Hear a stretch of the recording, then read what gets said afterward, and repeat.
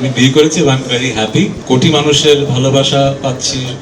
দেশের জনপ্রিয় গায়ক ও অভিনেতা তাহসান খানের ব্যক্তিগত জীবন নিয়ে চলমান নানা গুঞ্জনের অবসান ঘটালেন তাহসান নিজেই। তার স্ত্রী রোজা আহমেদের সঙ্গে বিচ্ছেদের বিষয়টি প্রথমবারের মতো স্পষ্টভাবে নিশ্চিত করেছেন তাহসান। সম্প্রতি তাহসান ও রোজা আহমেদের বিবাহবার্ষিকী 1 বছর পূর্ণ হলেও দুজনকে একসঙ্গে দেখা যায়নি। এ নিয়ে সামাজিক যোগাযোগ মাধ্যম ও বিভিন্ন মহলে বিচ্ছেদের গুঞ্জন ছড়িয়ে পড়ে। এ বিষয়ে জানতে চাইলে তাহসান দেশের গণমাধ্যমকে বলেন, আপাতত তিনি প্রকাশ্যে বিস্তারিত কিছু বলতে চান না। তবে অ্যানিভার্সারি উদযাপন নিয়ে যে খবরগুলো প্রকাশ হয়েছে সেগুলো সত্য নয় বলেও জানান তিনি।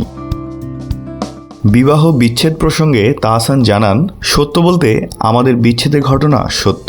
এটা নিয়ে আমি বিস্তারিত কথা বলবো, তবে এখন নয়। কবে এবং কেন এমন প্রশ্নে তিনি জানান, বিষয়টি অনেক বড়, সবকিছু চূড়ান্ত হলেই তিনি বিস্তারিত জানাবেন।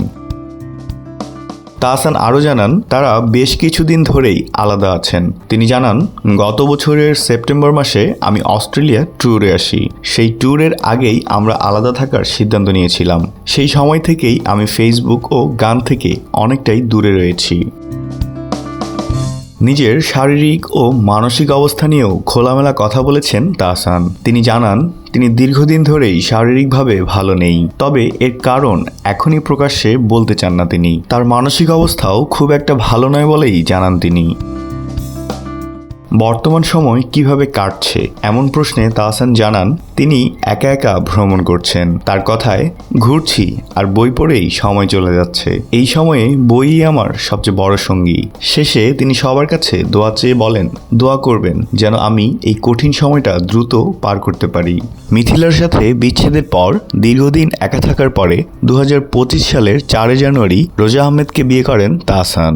জানা যায়, নিউ ইয়র্ক ইউনিভার্সিটিতে কসমেটোলজির ছাত্রী ছিলেন রোজা। বাংলাদেশ এবং যুক্তরাষ্ট্রে প্রায় 10 বছর ধরে কাজ করছেন ব্রাইডাল মেকআপ আর্টিস্ট হিসেবে।